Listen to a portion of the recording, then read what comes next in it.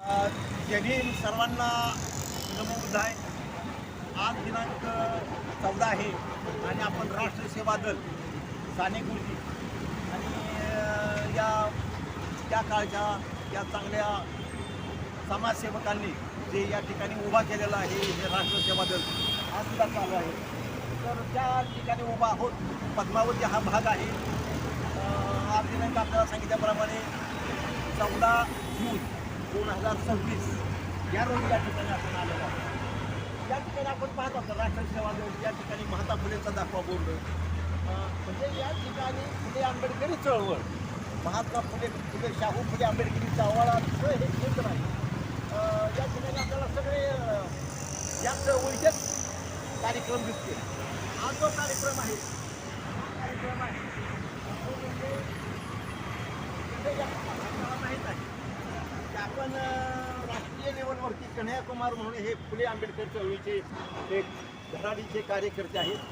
त्याचबरोबर कोळसे पाटील आहेत, माजी न्यायाधीश आहेत बी जी कोळसे पाटील, ते या कार्यक्रमाचे अध्यक्ष आहेत. आणि 14 जून हा सकाळी 10 वाजता हा कार्यक्रम आहे सुरू होणार आहे. देणी आहे थोड्या वेळाने चालू होईल. आणि या कार्यक्रमाचे जे काही ठिकाणं प्रदर्शित करणारे आहेत सदर कार्यक्रमास उद्योजक म्हणून किंवा याचा कार्यक्रम घेणारे जे आहेत या आमच्या लताताई राजगुरू आहेत. आपल्याला माहीत आहे की या ठिकाणी दयाराम राजगुरूचं फार मोठं कार्य आहे. विशेष म्हणजे लताताई राजगुरू जे आहेत या दादासाहेब रोहकच्या तिच्या दादासाहेब रोहमनी बाबासाहेब आंबेडकरांच्या बरोबर काम केलेलं आहे. आणि ते जर पुण्यामध्ये आले किंवा दादासाहेब रोहमसाहेब जर बरोबर असतील तर त्या अगोदर स्वतः चहा प्यायचे पाहायचं यात काय मिसळलेलं नाही किंवा काय चांगलं आहे का किंवा काय आणि मग बाबासाहेबांना द्यायचे. अशा प्राणाची बाजी मारणारे लताताईचे वडील होते दयाराम राजगुरू. अशा त्यांच्या मुलीनं म्हणजे लताताई राजगुरूंनी या ठिकाणी हा कार्यक्रम आयोजित केलेला आहे.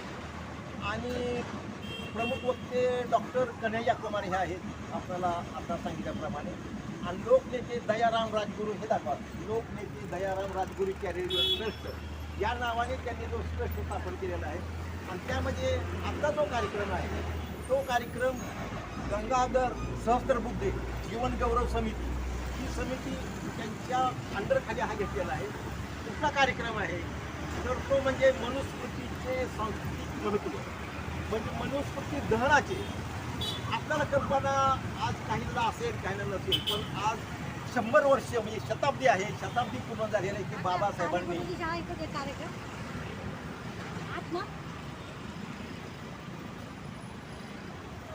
तर बाबासाहेबांनी आज 100 वर्षापूर्वी जी मनुस्मृती झालेली आहे त्या शताब्दी निमित्त हा कार्यक्रम या ठिकाणी घेतलेला आहे. हा सगळ्यात महत्त्वाचा भाग आहे. आजच्या या व्हिडिओ आपण पाहाल या व्हिडिओमध्ये यांचे वक्त्यांचे आपण विचार ऐकाल. आणि निश्चितच आपण या फुले शाहू आंबेडकरांच्या चळवळीचे जे लगन लागलेले आहे त्याच्यात निश्चित आपण जास्त पद्धतीनं अजून या चळवळीकडं या क्षेत्राकडं आकर्षित व्हावं अशी मला खात्री आहे.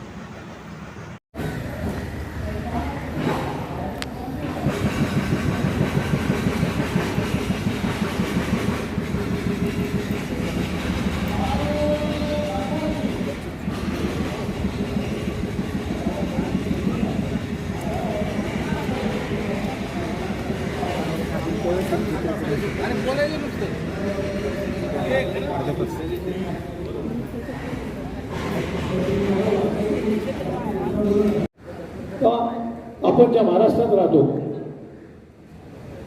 त्याचं नाव आहे महाराष्ट्र. आणि महाराष्ट्रात राहतो म्हणून मग मराठी माणूस नाही का. तर नुसतं असं म्हणून नाही चालणार. आचरण महत्वाचं आहे की आचाराविने विचार वाया व्यर्थ असे ते ज्ञान मानसा बोध तुझा तूच जाण असं मी लिहिलं. बोलतानाच आमची माणसं तसेच म्हणतात नुसते नाही आम्ही महाराष्ट्रीयन आणि आम्ही ते ठीक आहे पण आचरणात माणूस आपण पहिले आहोत नंतर बाकीचे आहोत असं मानणाऱ्यापैकी मी एक माणूस आहे. आणि म्हणून ज्या महापुरुषांनी तुम्हा आम्हाला जो मार्ग दाखवला त्या महापुरुषांचं गुणगान किंवा त्यांनी दाखवलेली जी वाट आहे त्यांनी दिलेले जे विचार आहेत ते विचाराची पेरणी करणं म्हणजे अक्षर सभेचं आयोजन आहे. आणि त्याच्यासाठी छत्रपतींच्या अनुषंगाने एक 2 ओळी आपल्यासमोर मांडणार आहे. मर्द मराठे आम्ही शिवरायाचे, मर्द मराठे आम्ही शिवरायाचे, मर्द मराठे आम्ही भीमरायाचे, महामंत्र नवा शिकू, अरे महामंत्र नवा शिकू, पण माणुसकीचा शत्रू त्याच्या छातीवरती बसू, अरे माणुसकीचा शत्रू त्याच्या छातीवरती बसू. मर्द मराठे शिवरायाचे, मर्द मराठे भीमरायाचे, महामंत्र नवा शिकू, अरे माणुसकीचा शत्रू त्याच्या छातीवरती बसू, अरे माणुसकीचा शत्रू त्याच्या छातीवरती बसू. माणुसकीचा खून कोणी केलेला आहे नाही का? माणुसकीचा खून झालेला आहे आजकाल, असं माझ्या निदर्शनास आलं आणि म्हणून मी ते त्या पद्धतीनं लिहायचा प्रयत्न केलेला आहे. मर्दाची ही विशाल छाती, मर्दाची ती विशाल छाती, एकतेचा घेऊन झेंडा हाती, भगवा झेंडा घेऊन हाती, समतेचा तो झेंडा हाती, अरे भेदभाव सारे विसरूनी, हे भेदभाव सारे विसरूनी, एक एक आत घुसू, अरे एक एक आत घुसू, पण माणुसकीचा शत्रू त्याच्या छातीवरती बसू, अरे माणुसकीचा शत्रू त्याच्या छातीवरती बसू. मर्द मराठे शिवरायाचे, मर्द मराठे भीमरायाचे, महामंत्र नवा शिकू, माणुसकीचा शत्रू त्याच्या छातीवरती बसू, माणुसकीचा शत्रू त्याच्या छातीवरती बसू, अरे माणुसकीचा शत्रू त्याच्या छातीवरती बसू. माणुसकी धर्म मोठा आहे की नाही? टाळ्या नाहीत वाजल्या काय? बघ आवडलं नाही का? डॉक्टर बाबासाहेब आंबेडकर यांचे सहकारी गंगाधर बापूसाहेब सहस्त्रबुद्धे जीवन गौरव सोहळ्याच्या निमित्ताने आलेल्या सर्वांचं मी निळे फुले सभागृहामध्ये हार्दिक स्वागत करतो. साने गुरुजी स्मारकाच्या या परिवर्तनवादी आवारामध्ये आजचा हा कार्यक्रम आपण सर्वजण सगळ्यांच्या सहभागाने आपण सुरू करतो आहोत. मी आजच्या कार्यक्रमाच्या आयोजनामध्ये ज्यांचे महत्त्वाचं योगदान आहे अशा संयोजन समितीच्या सदस्यांना, बापूसाहेब सहस्त्रबुद्धे जीवन गौरव सोहळा समितीच्या काही मान्यवरांना विनंती करतो की त्यांनी विचारपीठावर यावं आणि आसनस्थ व्हावं. सर्वप्रथम मी ॲडव्होकेट मोहन वाडेकर, किशोर सरदेसाई आणि विठ्ठल गायकवाड यांना विनंती करतो की आपण पहिल्या रांगेमध्ये स्थानापन्न व्हावं.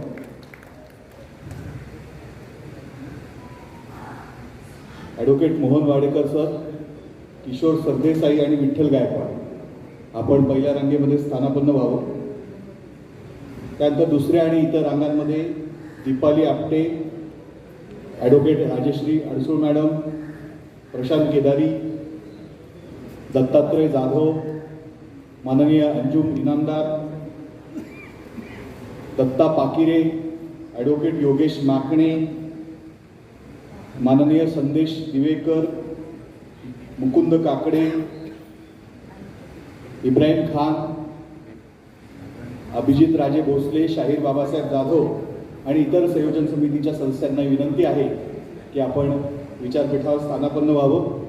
आपण या कार्यक्रमाची सुरुवात ही महामानवांच्या फोटोला पुष्पहार अर्पण करून करणार आहोत. मी राजेश्रीताई आणि मान्यवरांना विनंती करतो, लताताईंना विनंती करतो, विठ्ठल गायकवाडांना विनंती करतो, दीपाली आपटेंना विनंती करतो की महामानवांच्या फोटोला आपण पुष्पहार अर्पण करूया. 200वे जयंती वर्ष हे महात्मा फुले, शिवशाहू फुले आंबेडकर या महामानवांना अभिवादन केलं. विजय असो,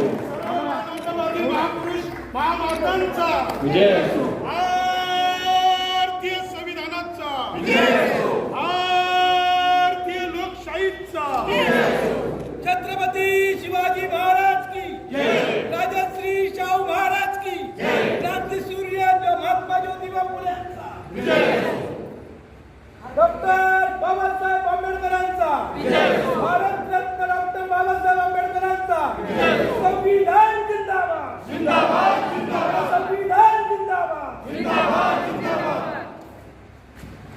आभार. आणि जगातलं एकमेव असं संविधान आहे ज्याने 75 वर्ष पूर्ण केलेली आहे. आणि हे मी म्हणत नाही, ते जागतिक कीर्तीचे घटनातज्ञ डॉक्टर उल्हास बापट म्हणतात की भारत हे जगातलं एकमेव असं राष्ट्र आहे ज्याने एका संविधानाची 75हून अधिक वर्ष पूर्ण केलेली आहे. आणि याचं मुख्य कारण महाडच्या 14 तळ्याच्या सत्याग्रहातनं सामाजिक न्यायाची जी भूमिका संविधानाने घेतली, त्यामुळे संविधानाने हा टप्पा पूर्ण केलेला आहे. आणि संविधान ही एक क्रांती आहे. आणि या क्रांतीची सुरुवात 20 मार्च 1927ला बाबासाहेबांच्या नेतृत्वाखाली झालेली आहे. आणि या क्रांतीतनं जे संविधान उभं राहिलं ते आपण आता त्याची प्रास्ताविका वाचणार आहोत. महाडमध्ये बाबासाहेबांनी एका क्रांतीची सुरुवात केली आणि आजच्या कार्यक्रमामध्ये आपण ज्या प्रतिक्रांतीचं म्हणजे मनुस्मृतीचं बाबासाहेबांनी दहन केलं तेही महाडमध्येच केलं. त्यामुळे आमचे काही सहकारी आणि आम्ही सगळेजण मिळून अशी ठिकठिकाणी मागणी करतो आहोत की संयुक्त राष्ट्रसंघ विविध प्रकारचे दिवस साजरे करत असतं, तर आम्ही असं मानतो की 20 मार्चला महाडच्या 14 तळ्याचा सत्याग्रह हा फक्त पाण्यासाठी केलेला लढा नव्हता, तर ती एका क्रांतीची सुरुवात होती. आणि म्हणून 20 मार्च हा दिवस संयुक्त राष्ट्रसंघाने विश्व क्रांती दिवस म्हणून साजरा करावा अशी मागणी आम्ही करतो आहोत. आपण टाळ्या वाजवून त्याला पाठिंबा दिलेलाच आहे. आणि त्याचबरोबर 25 डिसेंबरला बाबासाहेबांनी एका ठिकाणी महाडमध्येच मनुस्मृतीचं दहन केलं आणि बापूसाहेब सहस्त्रबुद्धेंचा त्याच्यामध्ये महत्त्वाचा रोल होता. ज्या जागेवर बाबासाहेबांनी मनुस्मृती जाळली त्या जागेला क्रांतीभूमी असं म्हटलं जातं. म्हणून आपण मुख्यमंत्र्यांकडे अशी मागणी करूया की आता महाडला फक्त महाड न म्हणता क्रांतीभूमी महाड म्हटलं पाहिजे. आणि ही मागणी या निमित्ताने आजच्या कार्यक्रमाच्या निमित्ताने आपण करूया. मी माननीय नगरसेवक आणि काँग्रेस पक्षाचे नेते सुनील शिंदे यांनाही विनंती करतो की आपण स्थानापन्न व्हावं. संदेश दिवेकरांच्या शेजारी आपण स्थानापन्न व्हावं. आणि दयानंद सूर्यवंशी यांना विनंती की आपण दुसऱ्या रांगेमध्ये बसावं. आणि आजच्या या कार्यक्रमाच्या आयोजनामध्ये आम्ही सगळे कार्यकर्ते संस्था संघटना सहभागी झालेलो आहोतच, पण आम्हाला या वास्तूमध्ये बैठकांमध्ये बोलवून या कार्यामध्ये आम्हाला सहभागी करून घेणारी जी प्रमुख मंडळी होती, श्याम निलंगेकर सर आणि लताताई बंडगर. लताताई या खास धाराशिववरून या कार्यक्रमाच्या आयोजनासाठी गेली कित्येक दिवस कष्ट करतायत. संविधानाचा स्वीकार आणि मनुस्मृतीचा धिक्कार हे आपल्या देशातल्या आजच्या वर्तमानाचं वैशिष्ट्य आहे. शैलेंद्र मोरे यांना विनंती की त्यांनी विचारपीठावर सहभागी व्हावं, स्थानापन्न व्हावं. आजच्या कार्यक्रमाच्या आयोजनामध्ये ज्यांचा महत्त्वाचा सहभाग आहे आणि प्रमुख अतिथी म्हणून जे मान्यवर विविध संघटनांचे प्रतिनिधी या ठिकाणी उपस्थित आहेत, त्यापैकी मी ज्या संस्थेच्या प्रांगणामध्ये हा कार्यक्रम होतोय आणि ज्या संस्थेच्या विविध प्रकारच्या मदतीमुळे अनेक परिवर्तनवादी संघटना महाराष्ट्रामध्ये काम करत आहेत, त्या राष्ट्र सेवा दलाच्या दीपाली आपटे यांना अशी विनंती करतो की त्यांनी 3 मिनिटांमध्ये आपलं मनोगत व्यक्त करावं. धन्यवाद संदीप भाऊ. विचारपीठावरील सर्व मान्यवर आणि समोर बसलेले सर्व माझ्या बंधू भगिनी, मी प्रथम आजच्या सोहळ्यासाठी हा सोहळा आयोजित करणारे राष्ट्र सेवा दलाचे खंदे कार्यकर्ते श्यामभाऊ निलंगेकर, लताताई बंडगर आणि संयोजन समितीतील सर्व मान्यवर यांना मनापासून धन्यवाद देते. आणि या प्रांगणात आपण सर्वजण शिव शाहू फुले आंबेडकर यांना मानणारे आणि त्यांना फक्त मानणारे नाही, फोटोच्या समोर हार घालून प्रतिमेला पूजन करणारे नाही, तर त्यांना डोक्यात घेऊन चालणारे सगळे मान्यवर या प्रांगणात आले. राष्ट्र सेवा दलाच्या वतीनं मी प्रथम त्या सर्वांना धन्यवाद देते, सर्वांचं स्वागत करते. आणि इथे आज राष्ट्र सेवा दलाची भूमिका मांडण्यासाठी मी उभे असताना मनुस्मृती का जाळली, कधी जाळली हे आपण सर्व ज्ञात आहोत. डॉक्टर बाबासाहेब आंबेडकरांनी 25 डिसेंबर 1927ला महाडच्या चौदार तळ्याचा जो सत्याग्रह झाला आणि एकूणच समाजामध्ये असणारी जी विषमता होती, जातीयतेचं तेढ होतं, अक्षरशः माणसं कमरेला खराटा लावून आणि हा सगळा जो समाज आहे हा विषमतेनं ग्रासलेला असताना ज्या मनुस्मृतीचं समर्थन करणारे समाजामध्ये अनेक लोक होते, त्यांना धडा शिकवण्यासाठी, त्याचा निषेध करण्यासाठी डॉक्टर बाबासाहेब आंबेडकरांनी ही मनुस्मृती जाळलेली आहे, हे आपण सर्व ज्ञात आहोतच. चौदार तळ्याचा सत्याग्रह पाण्याचा हक्क मिळवण्यासाठी डॉक्टर बाबासाहेब आंबेडकरांनी 20 मार्चला महाडला केलेला आहे, हे सुद्धा आपल्याला सर्वांना माहीत आहे. इतिहास जेव्हा आपण अभ्यासतो तो इतिहास म्हणजे भूतकाळ असतो. भूतकाळातील चांगल्या गोष्टी घेऊन आपण वर्तमान काळात जगायचं असतं. आज राष्ट्रसेवा दलाची भूमिका मला मांडत असताना इथे पुन्हा एकदा कार्ल मार्क्सची आठवण येते.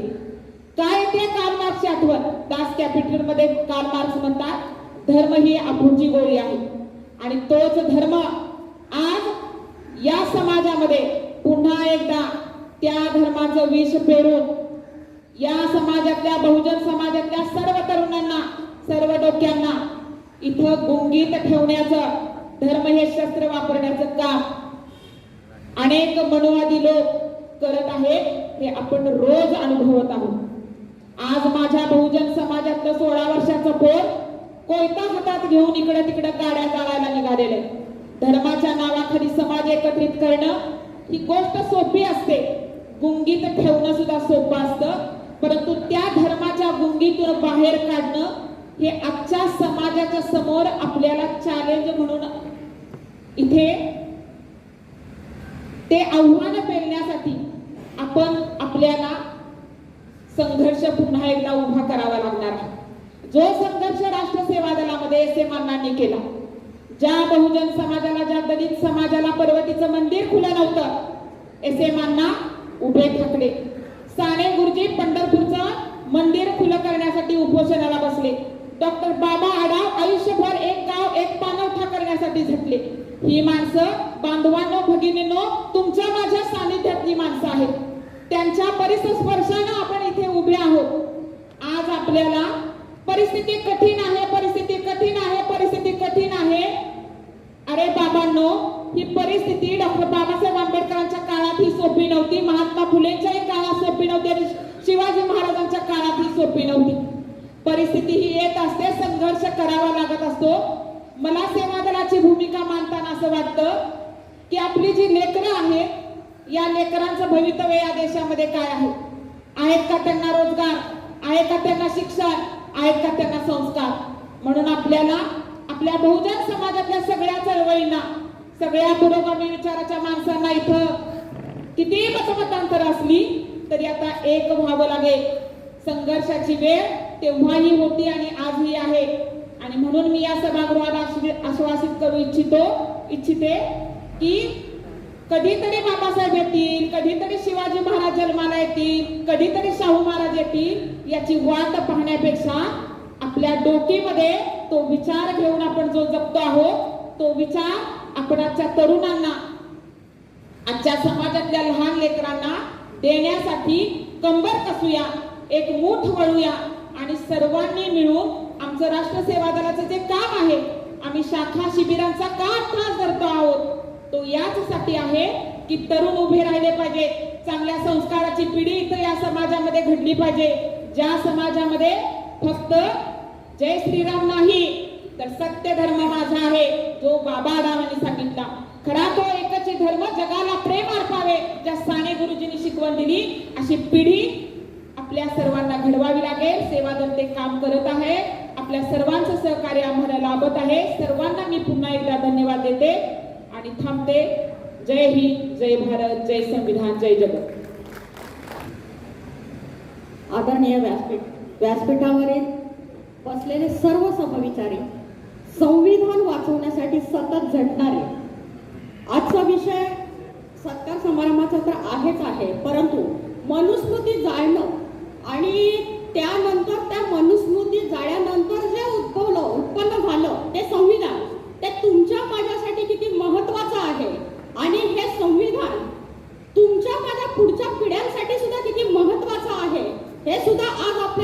व्यक्ती जे आपल्यासाठी लाभलेलं आहे, कन्हैया कुमार हा जो हिरा आहे, ह्या हिऱ्याचे विचार ऐकणं महत्वाचं आहे. बंधूंनो आणि भगिनींनो, आणि ही संधी तुम्हाला मला जी उपलब्ध करून दिलेली आहे ती या व्यासपीठावरती ज्या ज्या नामवंत व्यक्तींनी किंवा संविधान हे जगवण्यासाठी टिकवण्यासाठी झटणाऱ्या त्या सर्वांचंच मी मनापासून मातंग एकता आंदोलनातर्फे कौतुक करते. परंतु भारताची एक संविधान मानणारी एक महिला, शिक्षित महिला या नात्याने सुद्धा मी या सर्वांचं कौतुक करते.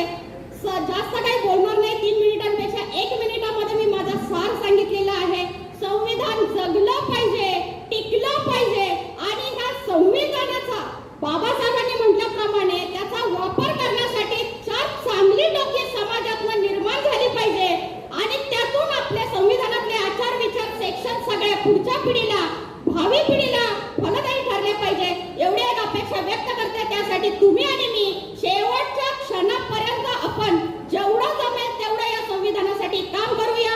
आज कन्हैया कुमारांचे विचार ऐकले म्हणजे ते इथेच सोडून जाणे नव्हे, तर या विचारांच्या अनुभूतीने आपण पुढे हे संविधानाचं काम असं सातत्याने ओढत नेऊन ते शेवटापर्यंत आपल्या पुढच्या पिढींपर्यंत कसं टिकवलं पाहिजे यासाठी सातत्याने प्रयत्नशील राहू एवढी ग्वाही देते आणि या ठिकाणी थांबते. धन्यवाद. जय लहुजी, जय भीम.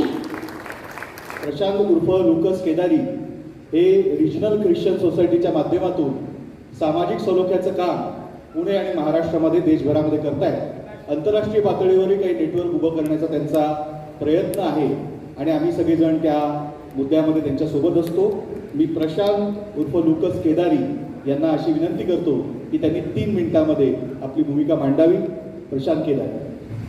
मी आजच्या संयोजन समितीचे सदस्य किशोर सरदेसाई, ॲडव्होकेट संदीप तामणकर यांना अशी विनंती करतो की आजच्या सभेचे अध्यक्ष माजी न्यायाधीश विजी कोळसे पाटील सरांना आपण विचारपीठावर घेऊन यावं.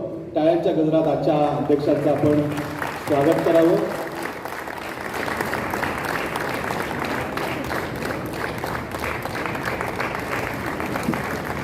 आपण महामानवांना अभिवादन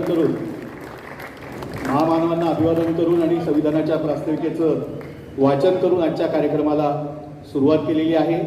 आणि संविधानाला अभिवादन केल्यानंतर मनुस्मृतीचं दहन करण्यासाठी, आपल्या डोक्यातल्या मनुस्मृतीचं दहन करण्यासाठी आणि संविधानाची क्रांती समाजापर्यंत पोहोचवण्यासाठी जे कार्यकर्ते काम करत आहेत त्यांची मनोगत आपण ऐकतोय.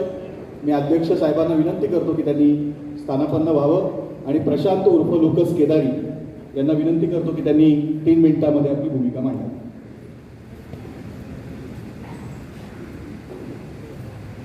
आजच्या कार्यक्रमाचे अध्यक्ष सन्माननीय पी.जी. कोळसे साहेब व सर्व सदस्य या सर्वांना नमन करून मी या ठिकाणी माझे विचार मांडत आहे. मुळातच राष्ट्रीय सेवा दलाने आज जी विकृत अशी संस्कृती काही काळापूर्वी आपल्या भारतीय समाजामध्ये निर्माण झाली होती आणि त्या संस्कृतीला संपवण्याचं मोठं महान कार्य आपले आदरणीय डॉक्टर बाबासाहेब आंबेडकर यांनी त्या मनुस्मृती या पुस्तकाला जाळून केलेलं आहे. आणि ती संस्कृती त्या ठिकाणी संपली. त्यानंतर ती संस्कृती जतन न होता तिचा रास दिवसेंदिवस व्हावा यासाठी आपल्यासारखे समाज बांधव, समविचारी बांधव आपण एकत्रितपणे या व्यासपीठावर जमलेलो आहोत. अनेक जण या चळवळीत बाबासाहेब आंबेडकरांचा विचार घेऊन पुढे जात आहोत. आपल्याला सांगू इच्छितो, संविधानिक हक्कांचा, नीतिमूल्यांचा विचार आपण ज्यावेळेस करतो त्यावेळेस आपल्याला एक बाब समजून घेणं अत्यंत महत्त्वाचं आहे. रिजनल ख्रिश्चन सोसायटीचा एक फाउंडर आणि चेअरमन असल्या कारणामुळे मी या ठिकाणी ख्रिश्चन समाजाचं योगदान या संविधानिकदृष्ट्या किती महत्त्वाचं आहे ते देखील मी या ठिकाणी अधोरेखित करू इच्छितो. महात्मा फुलेजी असतील, डॉक्टर बाबासाहेब आंबेडकर असतील, असे अनेक महापुरुष जे त्या काळी ब्रिटिशकालीन असेल, स्वातंत्र्यपूर्वोत्तर, स्वातंत्र्याच्या अगोदरच्या काळात असेल, त्यांचा संबंध अनेक अधिकाऱ्यांशी, अनेक चांगल्या तत्ववेत्त्यांशी ज्यावेळेस आला त्यावेळेस संविधानिक मूल्य आपल्याला या ठिकाणी समजलेली दिसते. ख्रिश्चन समाजाचं शिक्षण क्षेत्रामध्ये काम अत्यंत नैपुण्यपूर्ण राहिलेलं आहे आणि या त्यांच्या अप्रतिम अशा कार्यामुळे आज आपल्या भारत देशामध्ये एक शिक्षणाचं चांगलं स्तोम पसरलं आणि त्यातूनच अनेक चळवळींचा या ठिकाणी मोठं निर्माण झालेलं आपल्याला या ठिकाणी जाणवतं. समताधिष्ठित, मूल्यधिष्ठित असं हे जे संविधान जे आहे ते आपल्याला पाळण्यासाठी इथून पुढच्या काळामध्ये तरुणांची एक चांगली फळी बीजी कोलसे साहेब असतील, माझे मित्र संदीप बर्वेजे असतील, राष्ट्रीय सेवा दलाचे अनेक पदाधिकारी या ठिकाणी आहेत, त्यानंतर निलंगेकर साहेब देखील आहेत, कन्याकुमार येतील. आता त्या दिवशी त्यांच्या भाषणामध्ये निलंगेकर साहेब म्हणाले की कन्हैया कुमार जे येतात त्यांचे विचार आपण ऐकून सर्वजण आपल्याला प्रेरणा मिळेलच, परंतु आपली या ठिकाणी एक महत्त्वाची उत्तरदायित्वाचं कार्य असं आहे की हे विचार आपल्याला इथून पुढच्या काळामध्ये इतरत्र पसरवायचे आहेत. विशेषतः तरुणांच्या हृदयामध्ये हे आपल्याला बसवायचे आहेत आणि एक मोठी मुवमेंट इथून पुढच्या काळामध्ये उभी करायची आहे. एवढं बोलून मी या ठिकाणी थांबतो. जय हिंद, जय भारत.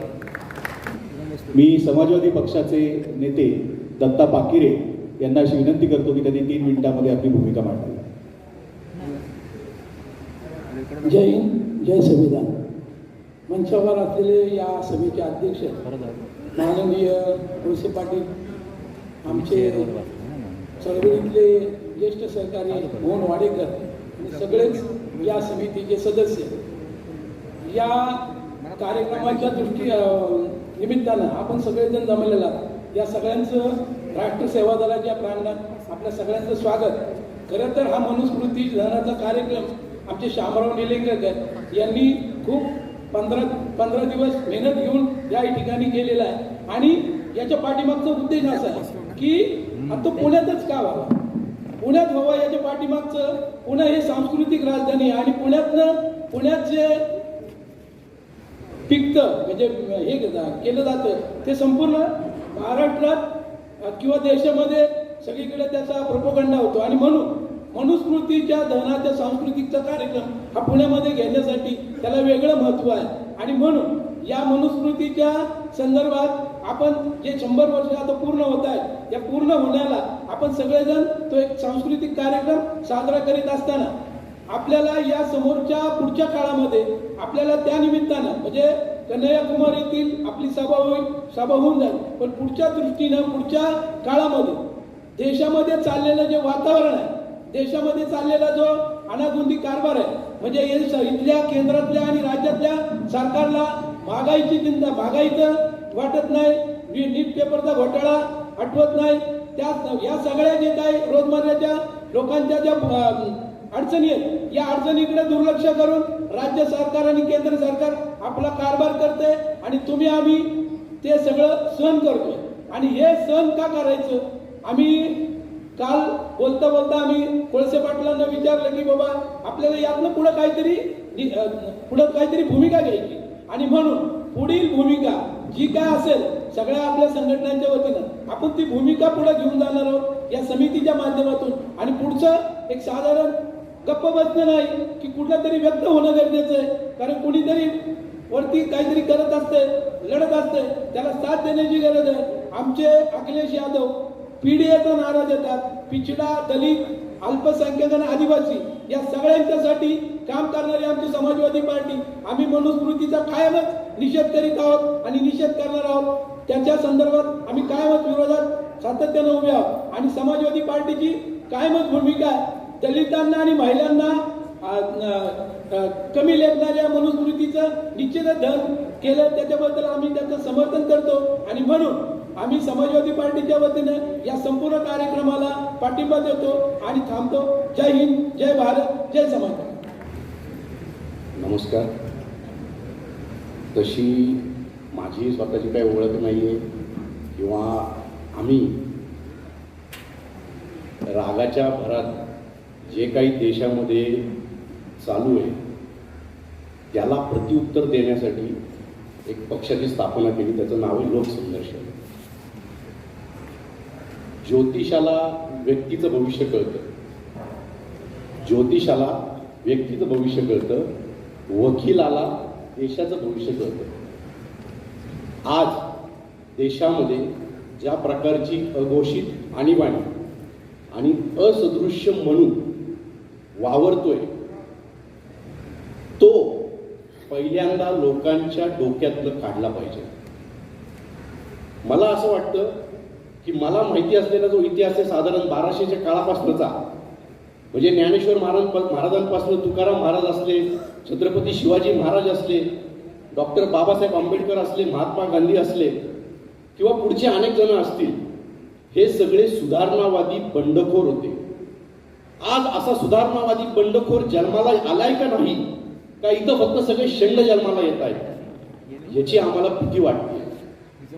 आमच्या समोर येणारी जी पिढी आहे, त्या पिढीसमोर जे संकट उभं घातलेलं आहे, या मनुवादी सरकारमुळं आज समाज भेदण्याचं, जाती जातींमधली जी एक संतांनी घातलेली चांगली वीर होती, ती जे उसवण्याचं काम गेल्या 12-13 वर्षामध्ये नव्हे, गेल्या 70 वर्षामध्ये जाणून बुजून केलं गेलं, त्याचे आज आपल्याला हे परिणाम दिसत आहेत. आणि आपल्याला या सगळ्या विरुद्ध एकजुटीने उभं राहावं लागेल. जेव्हा मला संदीप बर्वेंचा फोन आला की सर आपण अशी अशी सभा घेतोय जिथे परिवर्तनवादी सगळ्या संघटना पक्ष एकत्र येत आहेत, मला म्हणलं मी येणार. आज देशापुढे प्रचंड मोठं संकट उभं राहिलेलं आहे. बघा, आर्थिक संकटातनं जग जातं वरती येतं, कारण हा बिझनेस आहे. कधीतरी आर्थिक संकट येणार आहे, रिसेशन येणार आहे, परत प्रगती होणार आहे. पण जे सामाजिक संकट हे मनुवाद्यांनी आणलेलं आहे, त्याच्यामुळे देश काही वर्षांमध्ये फुटतो का काय अशी भीती मला वाटायला लागलेली आहे. आणि जर का आपल्याला हा देश जो माझा आहे, जो तुमचा आहे, हा जर का एकसंध ठेवायचा असेल तर आपल्याला आता रस्त्यावरती उतरल्याशिवाय पर्याय नाहीये.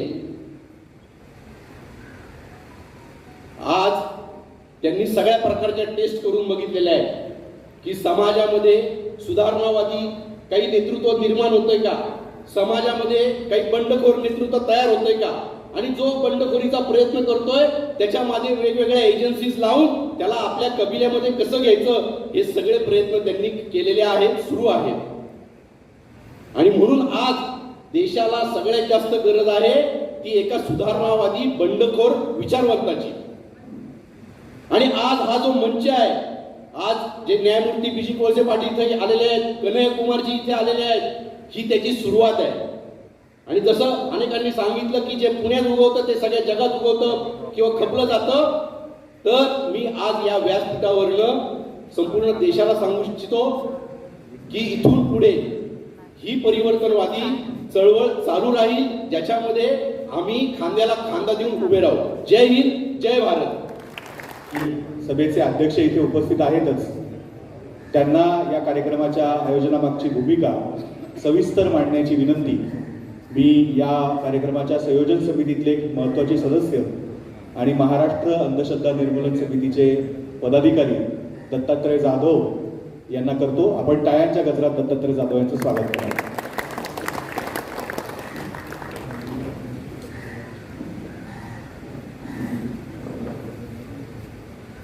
माननीय विचारमंच सभेचे अध्यक्ष कोळसे पाटील सर,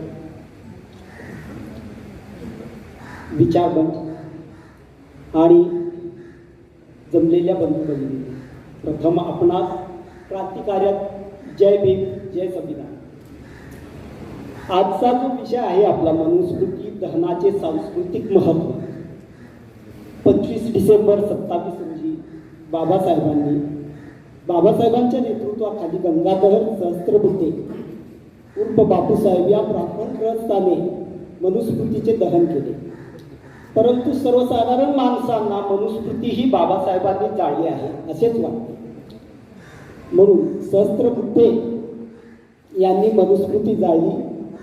त्यांच्या कार्याचा गौरव करण्यासाठी आज पुण्यातील सर्व पुरोगामी लोक संघटनेने पुढाकार घेऊन व यामध्ये मुख्य योगदान निलंगेकर सर आणि आमचे सुनील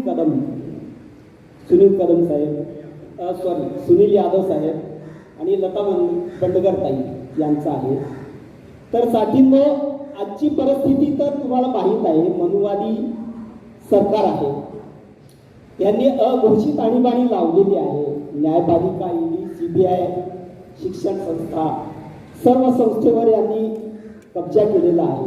आणि ह्या सर्व संस्थांना यांनी बटीक बनवण्याचा प्रयत्न केलेला आहे आणि करतात ते. एक मंत्री म्हणतोय संविधान बदलायचं आहे. एक न्यायमूर्ती म्हणतोय की मला स्वप्नात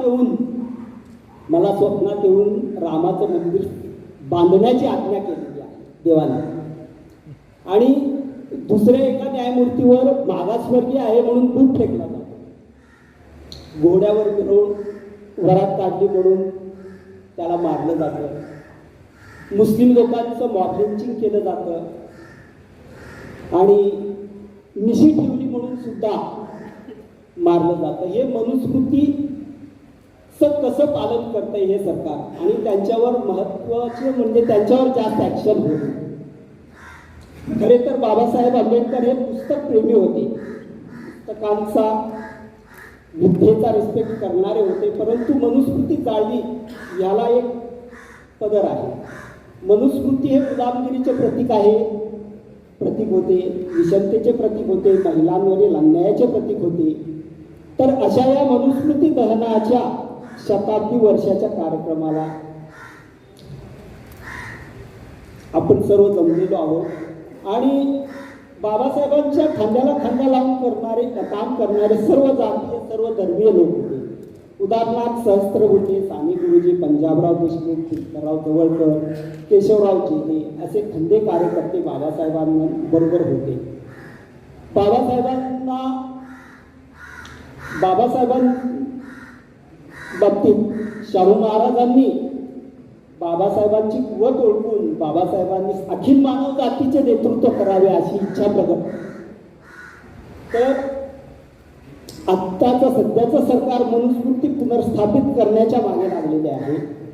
त्यांना नव्याने मनुस्मृती आणायची आहे व तो त्यांचा डाव आपल्याला हाणून पाडायचा आहे. म्हणून आज हा विषय घेतलेला आहे की मनुस्मृती दहनाचे सांस्कृतिक महत्त्व काय आहे, हा विषय आज घेतलेला आहे. व पुढील सूत्रे मी संदीप यांच्या हाती देतो.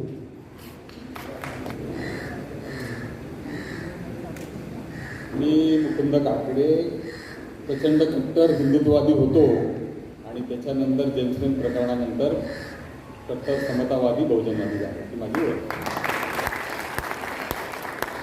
समोर बसलेले आपण सर्व आम्ही भारताचे लोक, ज्यांनी आपण कसे आम्ही भारताचे लोक आहोत हे सगळे पदाधिकारी आणि मान्यवर, आणि तसंच ज्यांच्या प्रेरणेतून ते संविधानमध्ये आलं आणि त्यांनी आपल्याला आम्ही भारताचे लोक संबोधलं, त्यांना सर्व राष्ट्रपुरुषांना, मान्यवरांना अभिवादन करून मी बोलतो. मनुस्मृतीच्या निमित्ताने आपण सगळेजण आहोत. पण ज्या पुण्यामध्ये कार्यक्रम घ्यायचं ठरवलं त्या पुण्यामध्ये कसा सांस्कृतिक दहशतवाद आहे त्याची 2-4 उदाहरणं देतो आणि अगदी मला ती जाणवतात तेवढी तुमच्या डोक्यात ते किडे पेरतो आणि मी बसतो. धन्यवाद.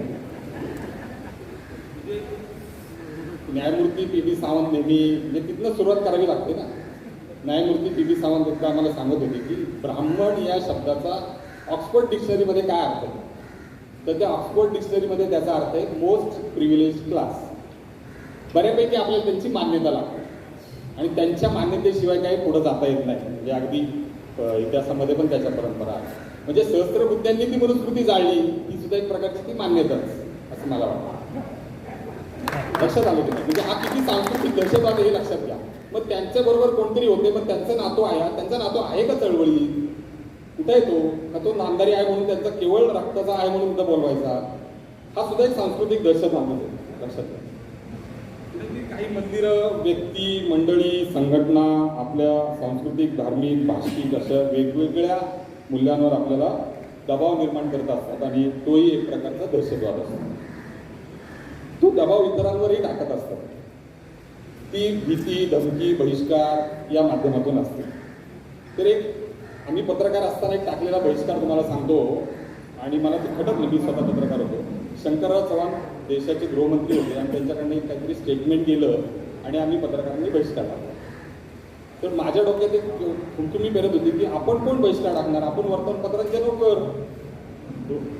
जे काय घडलंय, जे काही शंकरराव चव्हाणांना सांगायचंय ते गेलं पाहिजे ना लोकांच्या समोर. आपण कोण बहिष्कार टाकणार. मी संपादकांशी बोललो, पत्रकारांशी बोललो, दुसऱ्या दिवशी तो बहिष्कार मागे घेण्यात आला.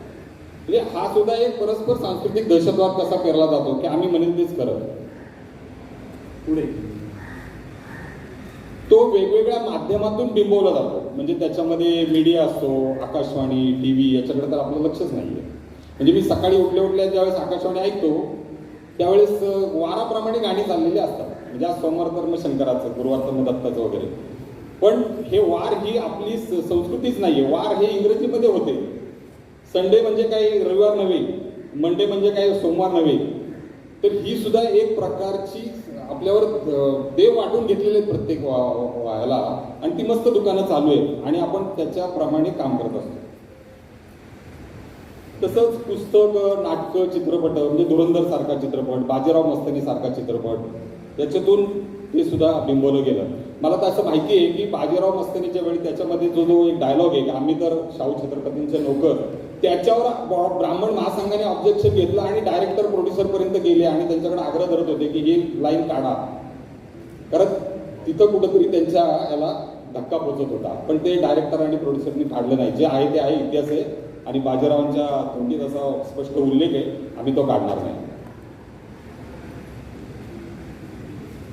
आता तुम्ही जर रेडिओ नीट ऐकाल, आता जो काही धोंड्याचा महिना चालू आहे ना, जावई आणि सासऱ्याचं जे उदं चालू आहे, तो त्या 12 वाजताच्या वनिता मंडळ कार्यक्रम याच्यातून त्याच्यातून सगळीकडनं असा महिलांवर भडीमार चाललाय त्या सांस्कृतिक सगळ्या गोष्टींचा, की हे किती महत्वाचं आहे, ते दान किती महत्वाचं आहे, मग जावई कसा पिवळा शर्ट घालतो, जावई कसा मग पांढरा शेंबूट करतो वगैरे वगैरे वगैरे, असं बऱ्याच गोष्टी तिथे सांगितल्या जातात.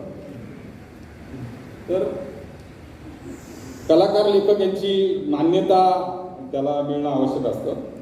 पोशाख, भाषा, जीवनशैली याच्यातून सुद्धा तो दहशतवाद पसरवला जातो. छोटं उदाहरण, शिवाजी रोड हा पुण्याचा सांस्कृतिक ह्याचा हे आहे. पूर्वेकडचं पुणे आणि पश्चिमेकडचं पुणे ही सरळ सरळ दुभागणी आहे. कारण जो काही पुण्याचं बजेट खर्च केलं जातं ते फक्त पुणे म्हणजे पश्चिम पुणे असं समजूनच केलं जातं. हा सुद्धा एक दहशतवाद आहे, लक्षात घ्या. पुण्याकडचे बहुजन जे पूर्वेला राहतात त्यांच्यावर तुमचं अजिबातच बजेट खर्च होत नाही. वर्षानुवर्ष तीच गटारं, तेच रस्ते, ना त्याला काही वगैरे असं. याच्याकडे आपण लक्ष दिलं पाहिजे. शेवटचं 1-2 मिनिट. तर भाषा, पुणेरी भाषा आपण प्रमाण म्हणतो, नाकात बोललेली भाषा प्रमाण मागायची. काय संबंध? जी रांगडी, जी सहज बोलता येते, डॉक्टर आ साळुंके म्हणतात, जी भाषा दुसऱ्याला समजते, जी भाषा मला आत्मसात होते, मी जे सहज बोलतो, मी भावना व्यक्त करू शकतो, ती भाषा. मग ती रेडिओवर, टीव्हीवर बोलतात, तीच कुठे काय गावंडळ बोलतो. मला म्हणायचे हा मुद्दा म्हणा, मला मी रेडिओ अनाउन्सर असताना हा आणि पाणी वगैरे करतो, म्हणजे मी आणि असं म्हटलं पाहिजे, आणि असं नाही म्हटलं पाहिजे. म्हणजे हा एक प्रकारचा सांस्कृतिक दहशतवाद. आणि मग भावना दुखावल्या, अमुक दुखावल्या, तमुक दुखावल्या, अशा म्हणणाऱ्यांना निवडणुकीत किती मतं पडली त्या ब्राह्मण महासंघाच्या अध्यक्षाला? 21 मतं पडली. 21 त्याची लायकी कितीच काळ.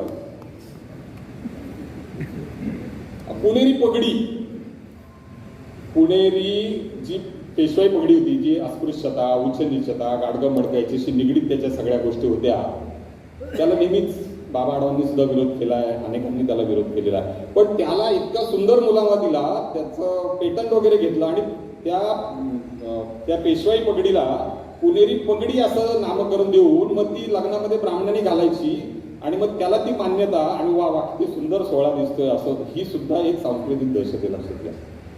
म्हणजे आपण वर्चस्व कुणाचं मानतो. तर एकदा भाऊलीच्या अवधाची गोष्ट आपल्याला सगळ्यांना माहिती आहे. विश्रामरामजी घोले यांनी मुलीला शिक्षण दिलं, तिच्या अन्नामध्ये कुठून काचा टाकल्या. तो भाऊलीचा हौद आता फरास खाण्यापाशी आहे, तिथली भाऊली काढून टाकलेली आहे. आपलं कोणाचं लक्ष नाहीये, कारण ते त्या सांस्कृतिक केलेल्या कृत्याची एक स्मृती होती, ती सुद्धा आपण जपायला तयार नाही. शेवटचं मेट्रो स्टेशनचं सांगतो.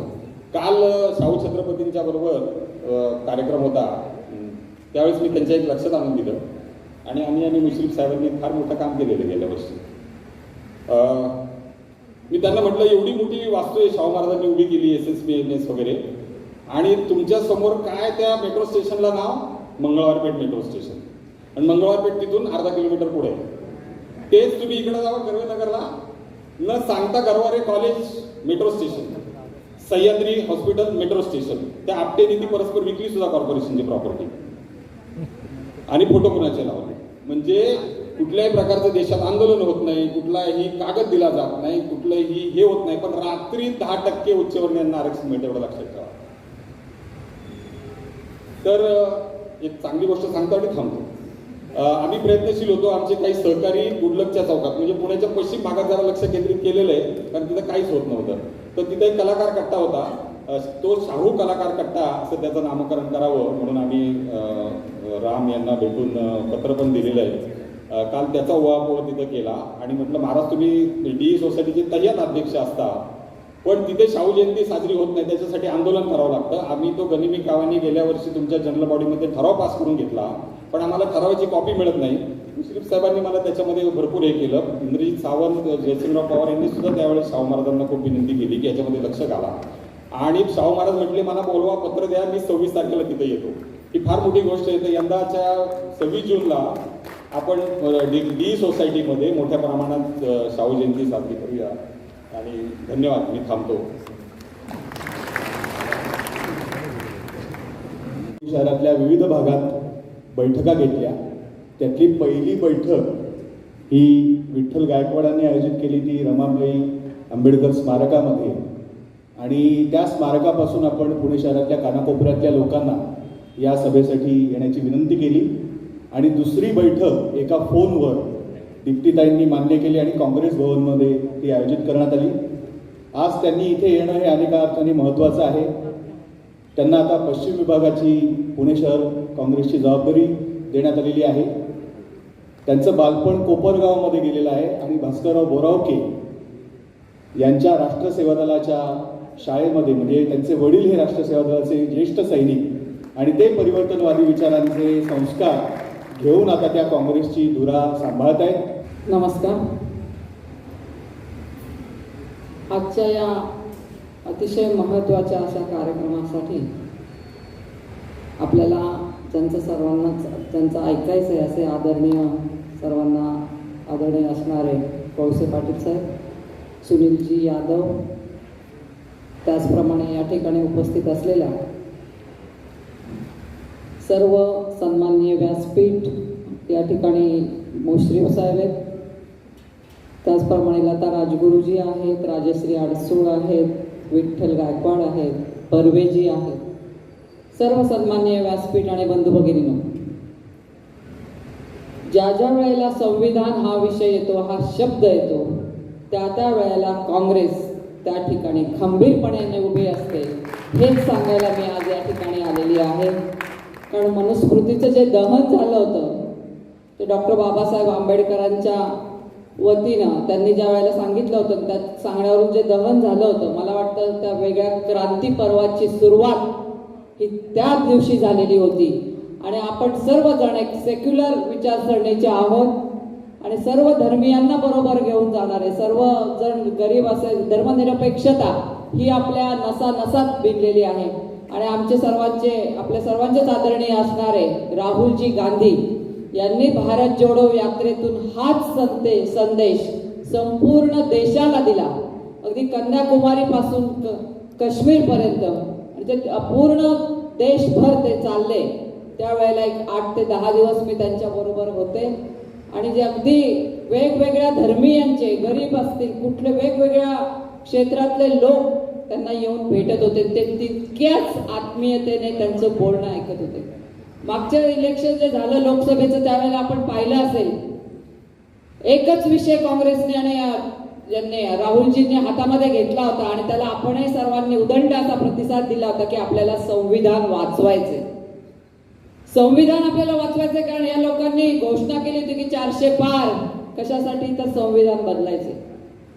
ते लक्षात आल्यामुळे आपण सर्वांनीच तो गोष्ट आपण ती लक्षात घेऊन प्रत्येक छोट्यातल्या छोट्या नागरिकापर्यंत, शेवटच्या माणसापर्यंत आपण हे पोहोचवलं की आता संविधान धोक्यात आहे. आणि त्यामुळे मला वाटतं आपल्याला त्यावेळेला खऱ्या अर्थानं चांगल्या प्रकारचं यश त्यावेळेला मिळालं. परंतु मला वाटतं की या ठिकाणी संविधान हे खरोखरच वाचवण्याची गरज आहे. आपण आता पाहतोय काय परिस्थिती आहे देशामध्ये. कुणीही सुरक्षित नाहीये. तुमच्या घरामध्ये तुम्ही काय खायचं, माझ्या घरामध्ये मी काय खायचं हे सुद्धा दुसरं कोणीतरी ठरवणार का?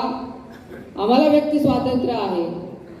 पत्रकारांचं सुद्धा मला वाटतं की ते बिचारे खरोखर ते अतिशय तळमळीनं काम करतात, पण त्यांना जे हवं, त्यांना जे दिसतंय डोळ्यासमोर, तितक्याच पारदर्शकतेने ते लिहू शकतात का?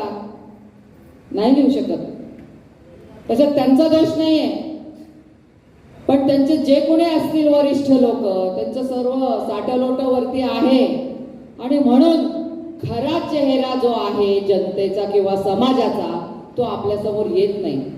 वर्तमानपत्र म्हणजे खरोखर पारदर्शकता हे असलं पाहिजे, जनमानसाचा आरसा तो आपल्या समोर असला पाहिजे, परंतु सध्या ते सुद्धा होत नाही. व्यक्ती स्वातंत्र्यावरच आपल्या सर्वांच्या खूप मोठी गदा आलेली आहे आणि मला वाटतं संविधान जर कोणी बदलू पाहत असेल तर त्याला आपण कडाडून विरोध केला पाहिजे. आणि हे फक्त छुपा अजेंडा हा आहे, ते काय अगदी डायरेक्ट आपल्या समोर येऊन करणार नाहीत की हा आम्ही आता हे बदलतोय असं, पण जो छुपा अजेंडा आहे तो आपण सर्वांनी ओळखला पाहिजे.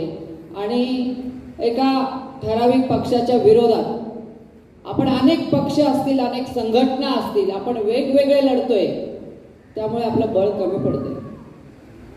वेगवेगळ्या संघटना आहेत, त्यांचे काही लोक असतील, काँग्रेस पक्षाचे असतील, अजून कुठल्या पक्षाचे असतील. मला वाटतं हीच वेळ आहे आपण संघटित व्हायची. आपण जर एकत्र आलो, आपण जर संघटित झालो, संघटितरित्या जर आपण लढलो तर आपल्या संविधानाला कोणी हात लावू शकणार नाही, हे मी तुम्हाला या ठिकाणी आवर्जून सांगते. आणि त्यासाठी मी या ठिकाणी आलेली आहे की राहुलजी गांधी जे कष्ट करतायत रात्रंदिवस, खूप मोठा विरोध ते या ठिकाणी या शक्तींना करतायत की जे आपल्या संविधानाच्या विरोधात आहेत, त्यांच्या विरुद्ध ते दिवस रात्र लढतायत. तर त्यांना आपणही आपल्या वतीनं थोडं योगदान आपण ते दिलं पाहिजे. एवढंच या ठिकाणी सांगेन की काँग्रेस पक्ष हा नेहमीच संविधानाच्या बाजूने उभा आहे आणि आपण केव्हाही आवाज द्या, आम्ही त्या ठिकाणी खंबीरपणाने उभो आहोत. एवढंच मी या निमित्ताने सांगेन आणि माझे 2 शब्द मी संपवते. धन्यवाद. जय हिंद, जय काँग्रेस. धन्यवाद दीप्तीताई. महाड क्रांतीचं हे जसं शताब्दी वर्ष आहे तसं हे क्रांतीसूर्य महात्मा फुलेंचं 200व जयंती वर्षही आपण साजरं करतो आहोत.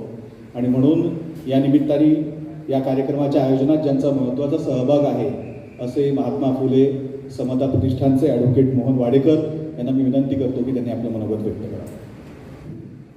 आजच्या कार्यक्रमाचे अध्यक्ष माननीय न्यायमूर्ती कोळसे पाटील साहेब, मंचावरील सर्व प्रमुख आणि जमलेल्या बंधू आणि भगिनींनो,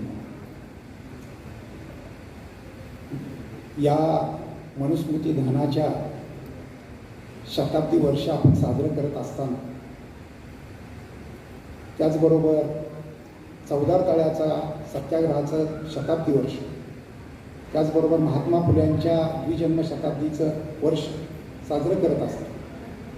आणि त्याचबरोबर महात्मा फुले हे ज्या पुणे महानगरपालिकेचे सभासद होते 1876 त्याचं देखील हे 150 वर्ष.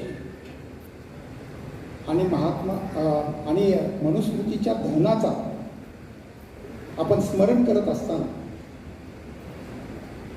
ज्याप्रमाणे आपण बाबासाहेबांचं ऋण मान्य करतो, ज्याप्रमाणे त्यांना मदत करणाऱ्या त्यांच्याबरोबर सर्व ज्ञात अज्ञात सहकाऱ्यांचं आपण ऋण मान्य करतो, त्याच वेळेला बापूसाहेब सहस्त्रबुद्धे असतील, पुण्याचे आमचे बापूसाहेब राजभोज असतील, सवादकर असतील, आर.बी. मोरे असतील, सुरबानाना टिपणीस असतील, अनंतराव चित्रे असतील, नानासाहेब टिपणीस असतील, या सर्वांचा नामोल्लेख करणं आणि त्यांचं स्मरण करणं मी माझं कर्तव्य समजतो. या देशामध्ये कायमस्वरूपी वर्ण आणि जातीचा संघर्ष राहिलेला आहे.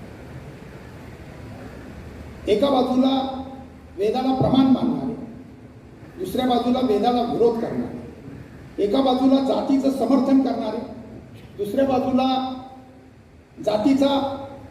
जातीअंताची मागणी करणारे, एका बाजूला वर्चस्ववादी आणि मक्तेदारी ज्ञानाच्या क्षेत्रात, संपत्तीच्या क्षेत्रात, शिक्षणाच्या क्षेत्रात, आणि त्याच बाजूला दुसऱ्यांना गुलाम करणारी जी मनोवृत्ती आहे त्या मनोवृत्तीचा सर्व संघर्ष बाबासाहेबांनी चौदार ताळ्याच्या सत्याग्रहामधून आणि मनुस्मृतीच्या दहनातून ओळखून हे मनुस्मृती दहन केलं. आणि आजही जी मनुवादी वृत्ती आपल्या सर्वांमध्ये थोड्या बहुत मोठ्या प्रमाणात आपल्यावर जे आक्रमण करते त्याचा विरोध करणं आणि त्याच्यातून आपल्या सर्व समविचारी संघटनांनी एकत्र येऊन हा जो कार्यक्रम आपण आयोजित केला आहे त्याच्या पुढचं आव्हान म्हणजे मनुवाद्यांशी 2 हात करणं हेच आहे असं मला वाटतं. आणि एवढं बोलतो आणि आपली गरज आहे. आणि सगळ्यांना आवाहन केलं, अनेक संघटना त्याच्यामध्ये सहभागी झाल्या. असे दलित सेनेचे प्रमुख सुनील यादव सरांना मी अशी विनंती करतो की आजच्या कार्यक्रमाच्या आयोजनामागची भूमिका आपण विशद करावी.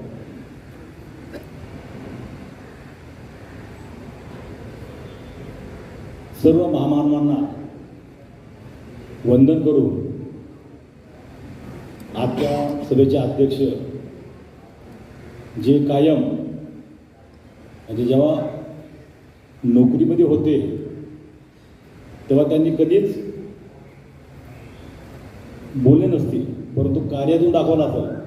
परंतु रिझाईन दिल्यानंतर आजपर्यंत जवळपास 40 वर्ष आम्ही आता ही मीडिया आलेली आहे, पूर्वी मीडिया नसायची. RSSला नागवं करण्याचं काम जर कोणी करत असेल तर ते बीजेपीचे पाटील मुश्रीफ साहेब आहेत आणि सर्व विचारपीठावर जेवढे लोक बसलेले ते सगळे आपण एक शिवाजी महाराजांच्याबद्दल एक म्हण आहे, लाख मेले तर चालतील, लाखाचा पोशिंदा मरता कामा नये. तसे सगळे आमचे लाखाचे पोशिंदे.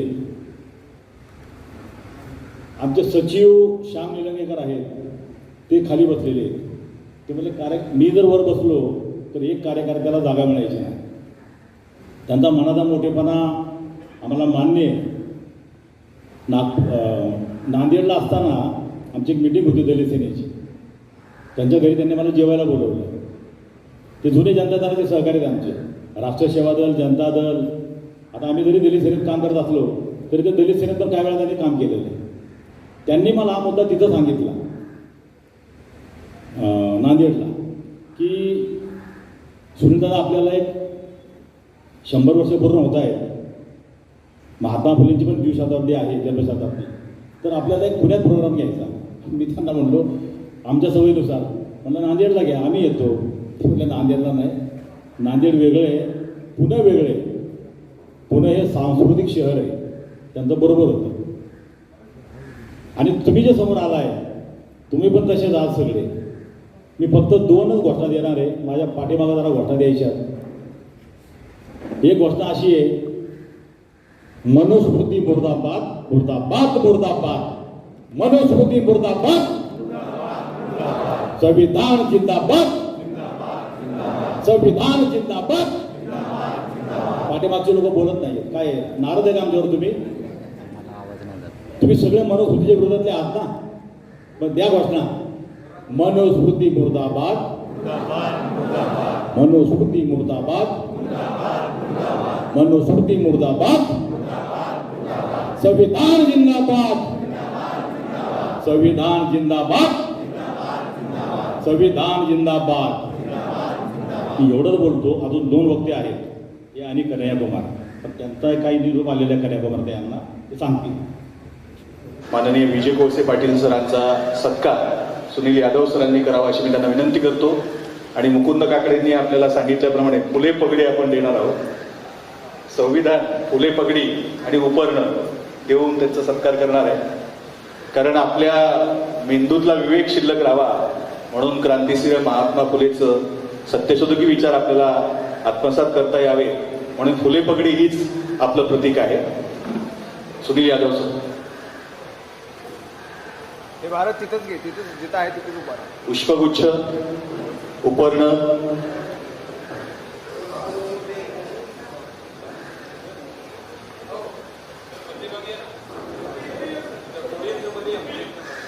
लाईट कमी येतोय. बरोबर. सेट लाईट कमी येतोय.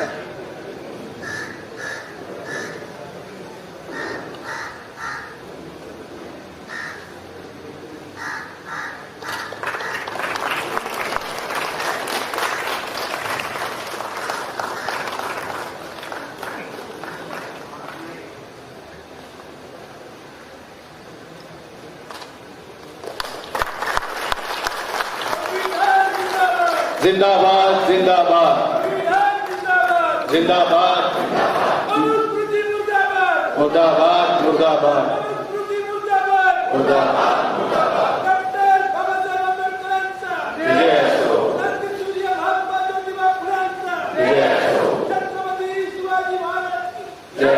राजश्री शाहू महाराज की मी अंधश्रद्धा निर्मूलन समितीचे मिलिंद देशमुख यांना विनंती करतो की त्यांनी माजी पोलीस महानिरीक्षक एस ए मुश्रीफ सरांचंही फुले पगडी संविधान आणि उपकरण देऊन स्वागत करावं. मिलिंद देशमुख सर, मुश्रीफ सरांचं आपण उपकरण, फुले पगडी आणि संविधानाचा ग्रंथ देऊन स्वागत करतोय. लताताई राजगुरू यांनाही विनंती, मिलिंद देशमुख आणि लताताई राजगुरू दोघांनी हा सत्कार करायचा आहे.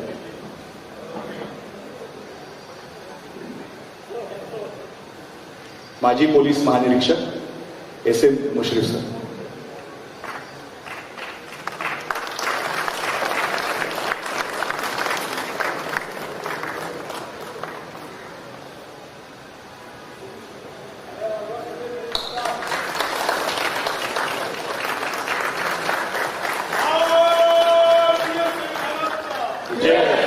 भारतीय संविधानाचा भारतीय लोकशाहीचा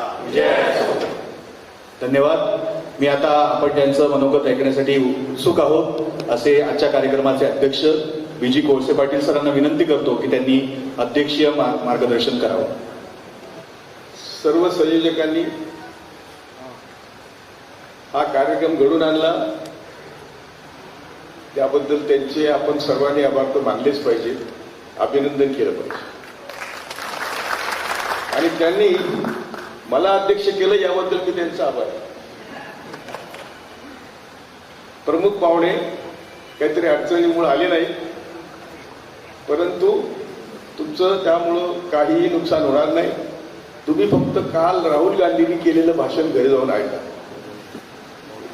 उत्कृष्ट भाषण आहे राहुल गांधीचं. मी पहिल्यापासून ही भूमिका मांडलेली आहे. मी भारत जोडोमध्ये राहुल गांधी बरोबर 1,500 किलोमीटर चाललो तेव्हा पण मी सांगितलं की राहुल गांधी सारखा दुसरा नेता झाला पण नाही, होणार पण. इतकं खात्रीने सांग. नेहरूंचा वगैरे काळ वेगळा होता, महात्मा गांधीचा काळ वेगळा होता. आज राहुल म्हणून भारतात जगणंच अवघड आहे. राहुल, प्रियंका, सोनिया यांच्या नावाने जगणंच इतकं अवघड आहे की ते त्यांना तेच जाणून झालं. म्हणून आपण सर्वांनी आज जास्त भाषण करण्यापेक्षा मी राहुलचं भाषण तुम्ही वाचावं एवढी विनंती करण्यासाठी इथं उभा आहे. मी फुलेंचा एक कोट तुम्हाला सांगतो. ते असं म्हणतात की जे पढ़े लिखे लोग हैं, अगर पढ़ लिख कर भी तुम सच को सच और झूठ को झूठ नहीं बोल पाते तो यकीन मानो तुम सबसे बड़े जाहिल है, निशारी है और तुम समाज को कलंक है. आत्मपरीक्षण करायचं, आपण सगळ्यांनी आत्मपरीक्षण करायचं. आणि आजच्या परिस्थितीत तर मी 2 स्वराज्य, हिंद स्वराज्य पुस्तकांनी राहुल आला तर हिंदी आणि नाही तर मराठी. महात्मा गांधीने 1916 साली 6 साली सांगितलंय की ब्रिटिशचं पार्लमेंट पण वेश्या आहे, त्यांच्याकडून तुम्ही काही अपेक्षा करू शकत नाही. आपलं आजचं पार्लमेंट काय तुम्ही विचार करा. त्यावेळेची परिस्थिती काय होती तरी गांधीने सांगितलं. ते काय म्हणले, काय वेश्या आहे. आता तर काय 50 कोटीची किंमतच आहे. म्हणजे तुम्ही काय आव्हानार. एका आमदाराच्या, खासदाराच्या 50-100 कोटीच्या किमतीवर तुम्ही विकत घेतला. ती काय पार्लमेंट आहे, ती काय विधानसभा आहे. किंवा तुम्ही खोटं सगळं करून निवडणूक जिंकता. तेच सांगितलं राहुल गांधीने की आपल्याला निवडणूक जिंकणं शक्य नाही. त्यासाठी नाराज होण्याची काहीच गरज नाही. I am sorry.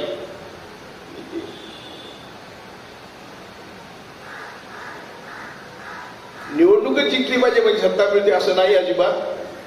तुम्हाला आज आत्मपरीक्षण केलं पाहिजे की आम्ही सगळे घरात बसून आहोत आणि सरळ सरळ प्रत्येक गोष्टीचा कोण आहे. तुम्ही सांगा तुमच्याशी कोण खरं बोलतो. अगदी युनिव्हर्सिटीचा व्हाईस चान्सलर असो, अगदी तलाट्यापासून तो प्राईम मिनिस्टर असो, म्हणजे शिक्षण क्षेत्रात खरं नाही, सामाजिक क्षेत्रात खरं नाही, खरं काहीच नाही. आणि आता बघा तुम्ही, तुमचे सगळे प्रश्न, आजचे सगळे प्रश्न फक्त या व्यवस्थेमुळे. इराण आम्हाला फुकट तेल देतोय, रशिया आम्हाला फुकट तेल देतोय, रुपयात तेल देतो, रुपयात तेल दिलं म्हणजे काय होईल, तर ते आपलं मीठ मिरची आपल्याकडे काय असेल ते विकत घेणार. ते आम्ही पैसे डॉलरमध्ये पैसे देऊ शकत नाही. दोन्ही लोक रुपयात आपल्याला जे काही आमच्याकडे आहे त्या तुम्ही आम्हाला द्या. इराणचे तर अजून आपल्याकडे 60-70 हजार कोटी पडलेले. यांचं इस्रायल आणि ट्रम्प बरोबर काय नातं आहे हे देशाला आता कळेल. काल ट्रम्पने आपले 3 खलाशी मारले तरी ते आपला देश स्टेटमेंट काढायला. आणि हाच मोदी मुख्यमंत्री होते तेव्हा इटालियन बोटीने 2-3 आपले मच्छीमार मारले होते. तर तिथून तो फोन करत होता की सोनिया, इटालियन लोकांनी मारलेत आमचे मच्छीमार वगैरे.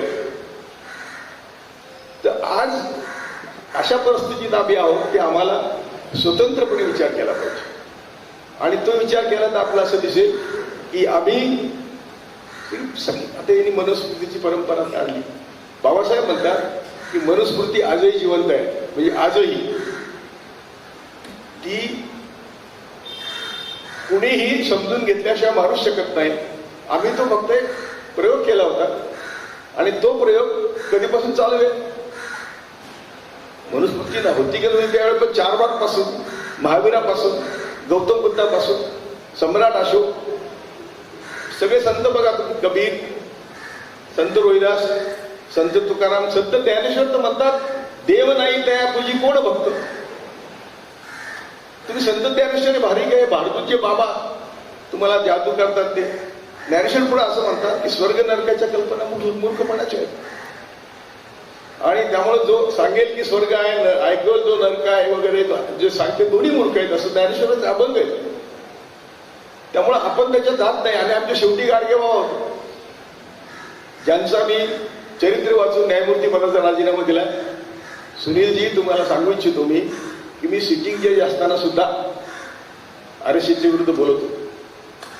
आणि 1976 साली पहिल्यांदा मिलिंद लॉ कॉलेज औरंगाबादला मी पहिला माझा पब्लिक अपिअरन्स होता. मला भाषण येत नव्हतं आणि शाहू जयंतीच होती. आणि तेव्हा ते संत शिवून प्रिन्सिपल होते, ते परभणीला मला भेटायला आले, मानवत चालू होते. आणि म्हणलं तू माझ्या मुलाला पुढे बोलला पाहिजे. मला वाटलं कुठेतरी दांडगा रांगेळा मुश्यावाला पाटील आहे, तू तर अजून तुझी मिशी कुठली नाही, तू माझ्या विद्यार्थ्यांपुढे भाषण दिलं. म्हणून मी त्या भाषणाला गेलो. त्या दिवसापासून मी आंबेडकरवादी विचाराने भारावून गेलो आणि मी कधी तडजोड केली नाही. आणि मी त्याच ते म्हटलं होतो की RSS किंवा ब्राह्मणवाद हे आमच्या सगळ्या दुःखाचं मूळ आहे. आणि मी ते आजपर्यंत सांगतो सगळ्यांना की आमच्या दुःखाचं मूळ ब्राह्मणवाद आणि RSS. कारण RSSचा खतरनाक इतिहास, आमचे मित्र इथं बसलेले आहेत मुस्लिम, आतंकवादी नंबर 1 ची संघटना असं पुस्तक त्यांनी लिहिलं. किंवा आम्ही सगळेच RSSचं जे काही भांडण फोडायचं काम करत होतो आम्ही करतो. आता तुम्हाला सांगतात की छत्रपती शिवाजी महाराज म्हटलं नाही पानसरेंनी म्हणून आम्ही त्यांना मारलं, 100% खोटं आहे. मी मुश्रीफ आणि पानसरेंनी विषय घेतला होता हू किल्ड करकरे. त्यामुळं तुम्हाला जर RSS सगळ्या खुनांची यादी केली तरी आपला दिवस नाही. फक्त ते मारून टाकतात माणसं आणि मारून टाकतात. माझाही नंबर होता कोर्टात, त्यांनी कन्फेशन दिलेलं आहे की गौरी लंकेश बरोबर, दाभोळकर, पानसरे बरोबर माझं पण नाव आहे. जे त्या केसमध्ये अटक झाले आरोपी त्यांनी कन्फेशन दिले. तेव्हा असं समजू नका त्यांना माणसं मारायचेच असतात, विचाराने विचारला उत्तर द्यायचं नसतं. म्हणून ही मनुस्मृती त्यांना का पाहिजे तर ती तुम्ही जरा एकदा वाचलं तुम्हाला कळेल की आमच्या आया बहिणी पायदळी तुडवल्या पाहिजे. बाकी सगळंच शूद्र ताती शूद्र वगैरे सगळ्यांचं ते सगळं इथं सांगायला वेळ नाही. थोडक्यात काय तर याच्याविरुद्ध लढाई किती वर्ष चालू आहे, याच्याविरुद्ध लढाई हजारो वर्ष चालू आहे. तरी मनुस्मृती जिवंत आहे. कारण आम्ही सगळे आता फुले म्हणले तसे आम्ही सगळे विषारी विचाराने प्रेरित झालेलो आहोत. आम्हाला अजूनही भीती वाटते की आमचं कसं होईल आणि काय आपलं व्हायचं. मी तर असं म्हणतो की ती या प्रश्नावर आत्ता मारायला तयार आहे, मारा. त्यामुळे ते मला मारत नाही. मी ओपनली सांगत असतो की ठीक आहे, मी जेव्हा न्यायमूर्ती पदाधिकाऱ्याने मला तेव्हा शपथ घेतली होती की मी पोलिसला भिणार नाही, जेलला भिणार नाही, मरणाला भिणार नाही. आता काय करणार, त्याप्रमाणे काम आपण केलं पाहिजे. आणि आज ती वेळ आलेली आहे. अगदी गांधी त्यावेळेस सांगतात की तुम्ही काय केलं पाहिजे. स्वातंत्र्य मिळवायचं म्हणजे वकिलांनी वकिली सोडली पाहिजे, डॉक्टरने डॉक्टरकी सोडली पाहिजे, किंवा समाजाला मदतच केली पाहिजे. वकिलाने मदत केली पाहिजे, डॉक्टरने मदत केली पाहिजे, आणि देशातला त्याच्यावर सोडून. आजचं स्वातंत्र्य ब्रिटिशांपेक्षा वाईट आहे. यांनी कायम ब्रिटिशांना साथ दिली, किंवा जो जो कोणी बाहेरून आला त्याचा कारभार कुणी केलाय देशात, कुणी केला. आपण तर सगळे कायद्याने शिकायला बंदी होती. छत्रपती शिवाजी महाराजांना त्यांच्याच मदतीने कारभार करावा लागला.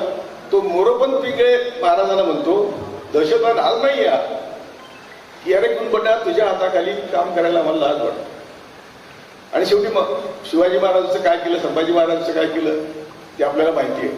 तेव्हा हा दहशतवाद आम्ही सगळे जागृत झाल्याशिवाय संपणार नाही. असे फक्त समारंभ करून होणार नाही. आम्ही रस्त्यावर जाऊन मरायची तयारी दाखवली पाहिजे. आणि अरे मरायला काय भीता, दोन गोष्टी आहेत. मी नेहमी सांगत असतो की आम्ही लढून रस्त्यावर मरू, तुम्ही घरात बसून जगणार का राहणार, मरणारच ना. तुम्ही घरात बसून चढायचं का रस्त्यावर बसून लढून लढायचं ती तुम्ही ठरवलं पाहिजे. ते आपण ठरवत नाही, मग त्यांचं फावतं. नाही तर ते काय, त्यांची अवकात पण नाही, त्यांची ताकद पण नाही, त्यांची बुद्धी पण नाही. त्यांच्या बुद्धीशी म्हणजे आम्ही लढून बघितलेलं आहे, ते बुद्धी नाही, ते नंबर 1चे डरपोक आहेत. आम्ही मुश्रीफ दररोज याच्यावर चर्चा करतो. आम्हाला हे सगळं माहिती असताना सुद्धा समाज उठत नाही. समाज आता विशेषतः तर मुस्लिम मराठ्यांची काय असते, सगळे मंदिरातच सगळे यज्ञच करतात. म्हणजे जसं काय देव घेऊन बसलाय काहीतरी, नुसतं हा गेला की त्याला घेऊन देतोय सगळे. गाडगेबाबा म्हणायचे की पृथ्वी पैदा झाल्यापासून देव कोणी बघितलं नाही, देव बघायची गोष्ट नाही, देव कुणाला काय देत नाही, देव कुणाचं काय घेत नाही. तो देवळात फक्त भटजीचं पोट असतं, देव नसतो. हे गाडगेबाबांनी सांगून लाखो कीर्तनात. गाडगेबाबांचा एक शेवटचा किस्सा सांगतो, मी संपवतो.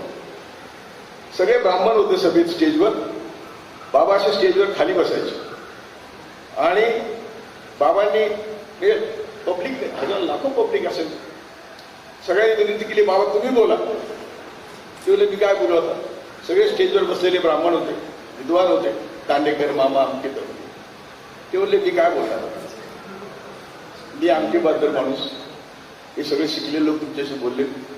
तरी लोक आग्रह करायला लागले ठीक आहे म्हणे तुमच्यासाठी मी 3 वाक्य बोलतो. आणि ते 3 वाक्य पहा नीट तुम्ही ऐका.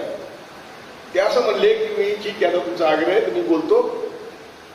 यांनी स्टेजवर बसलेले तुम्हाला आणि मला ब्राह्मण करून घेतलं तर त्याचे सगळे प्रश्न मिटतील. त्यावेळी ते वाक्य ऐकून मी अक्षरशः रडलो, मी जज होतो. पण आपण काय करतो इथे बसून. आणि व्यवस्था अशी असते की मी असे 5 तरी निकाल दिले ज्याचे पार्लमेंटला कायदे करावे लागले. असं नाही बोलून आलोय कारण माझ्याबद्दल चांगला प्रचार कोण करणार, प्रचार यंत्रणा सगळी त्यांचीच आहे. आणि ते सगळे निकाल रिपोर्टेड आहेत. कायदा बदलला तो आता मोदीने पण एक माझ्या जजमेंट प्रमाणे कायदा बदललेला आहे, बदलावंच लागला त्याला. ते का सांगतो मी सगळं, तर आम्ही बुद्धीने त्यांचे बाप आहोत, लढायला आम्ही त्यांचे बाप आहोत. आम्हाला भीती कशाची वाटते. तुम्ही जर मनातली भीती काढली तर, आणि त्यांचं असं आहे तुला, तुम्ही त्यांना भिलात ना मग ते दांडू तुमच्या डोक्यात घालणार. तुम्ही उभे राहिला. आता हे मुश्रीफने अनेक पुस्तकं लिहिली की ब्राह्मणांचे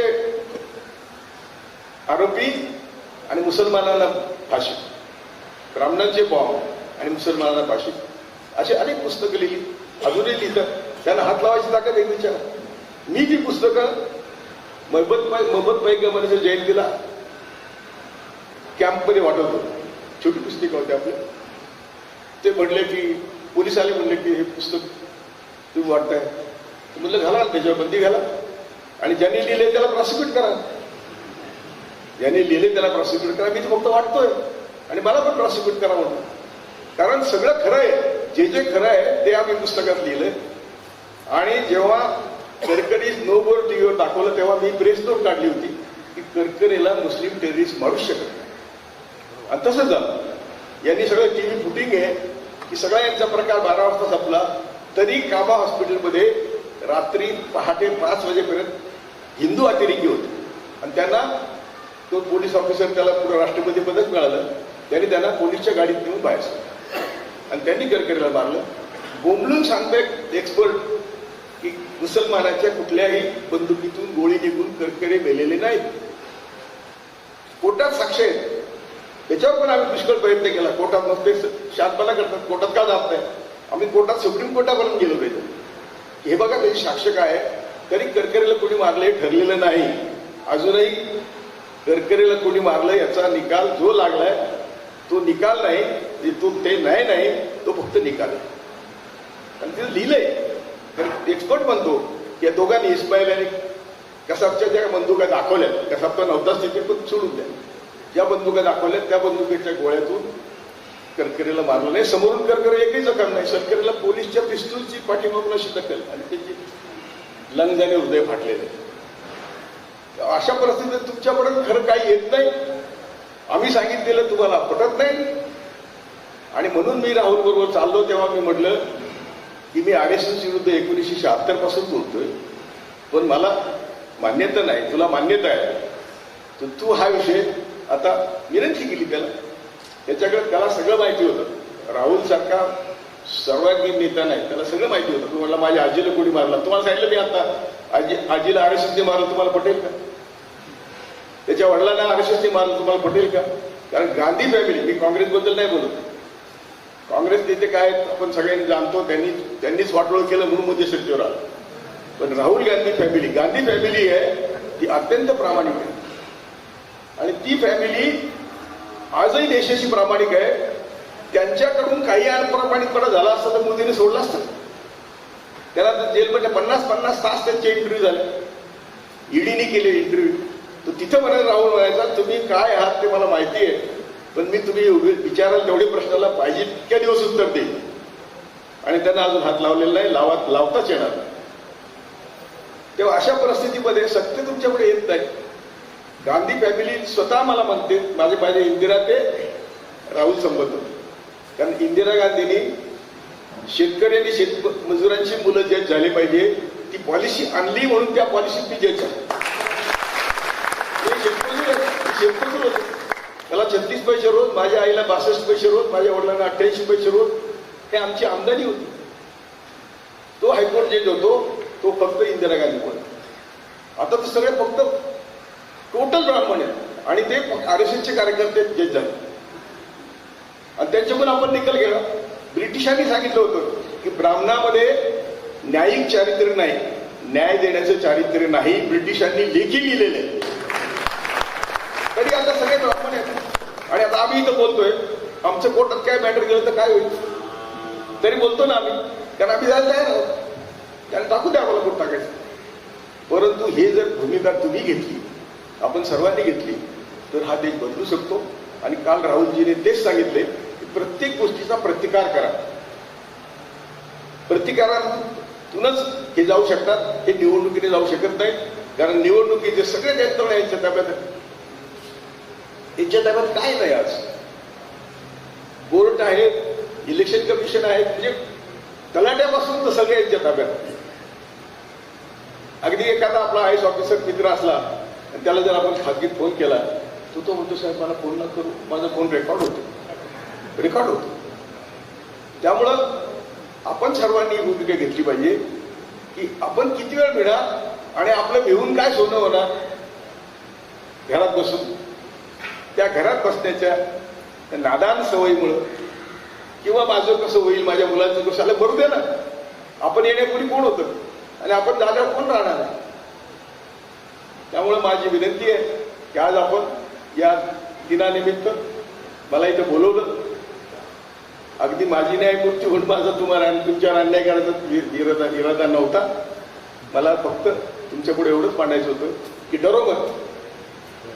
आणि तेवढं जर केलं तर इथं आपण कार्यक्रमाला आलं सार्थक झालं. कन्याकुमार आल्या नाही, तुमचं काही बिघडलेलं नाही, फक्त एक चांगला वक्ता आहे, तरुण पोरगा आहे, त्याचं जयनी त्याला मारलं तेव्हापासून मी त्याच्याबरोबर आहे, म्हणून मी सभेला अध्यक्ष तयार झालो.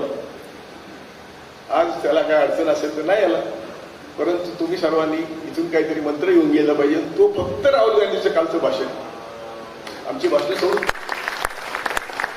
आणि मी कधी पुन्हा राहुल गांधीला भेटलेलं नाही, मी कधी कुणाला अपॉइंटमेंट मागितलेली नाही, मला काँग्रेसमध्ये जायचं नाही, मला कुठल्या पक्षात जायचं नाही. मी पण ठरलेलं आहे, कुठलं पद नाही, पैसे नाही, आपण भिकारीच राहायचं आणि बिगर पदाचं मरायचं, पण असंच मरायचं की जे ब्राह्मणवादाच्या विरुद्ध आपण मेलो असं म्हटले पाहिजे. आजचे कार्यक्रमचे अध्यक्ष आणि आमच्या सर्वांचे मार्गदर्शक, पुणे शहरात जे विविध संघटना, सामाजिक संघटना काम करतात, त्या सर्वांचे नेते आणि ज्यांच्या नेतृत्वाखाली आम्ही काम करतो. सर, आपल्याला माहिती देतो की श्याम निलंगेकर साहेब सतत सकाळी 8:30 वाजेपर्यंत साहेबांच्या संपर्कमध्ये होते. माहिती नाही काय अडचण आली असेल, कारण आम्ही बघितलं गेल्या 10 ते 12 दिवस निलंगेकर साहेब पुण्यात राहून सर्व संघटना एकत्रित करून ते काम करत होते. मला वाटतं की आलेल्या सर्व लोकांनी त्या निलंगेकर साहेबांचं आपण सर्वांनी जोरदार टाळ्यांच्या गजरामध्ये आपण त्यांचं स्वागत करावं. तसेच आजच्या कार्यक्रमामध्ये विशेष उपस्थिती म्हणून पोलीस महानिरीक्षक माननीय पोलीस निरीक्षक साहेब SM मुश्रीफ साहेब, माजी नगरसेवक अविनाश बागवे साहेब, सुनील यादवजी, ॲडव्होकेट मोहन वाडेकर, किशोर सरदेसाई, लता बंडकर, दीप्ती चौधरी, प्रशांत जगताप, विठ्ठल गायकवाड साहेब, दीपाली आपटे, लताताई राजगुरू, अडसूडताई, प्रशांत केदारी, सिद्धार्थ कांबळे, दत्तात्रय जाधव, दत्ता पागिरे, योगेश माकणे, संदेश दिवेकर, मुकुंद काकडे, गौरव मंगडे, सुजित यादव, महेश बनकर, इब्राहिम यवतमाळवाला, अभिजित भोसले, शाहिद बाप्पू साहेब, या सर्वांचा त्या निलंगेकर साहेबांना विनंती करतो, कृपया त्यांनी स्टेजवर यावे. कोलसे पाटील साहेब आपल्या या ठिकाणी सन्मान करत आहे. निलंगेकर साहेब, एक 2च मिनिटं थांबा. साहेबांचा सत्कार झाल्यानंतर आपण राष्ट्रगीत झाल्यानंतर हा कार्यक्रम समारोप होईल. निलंगेकर साहेबांचा सत्कार माजी न्यायमूर्ती, आमच्या सर्वांचे नेते, यांच्या मार्गदर्शनाखाली आम्ही काम करतो. साहेबांना मी विनंती करतो की आपण निलंगेकर साहेबांचा सत्कार करावा, टाळ्यांच्या गाजरात आपण सर्वांनी त्यांचं स्वागत करावं.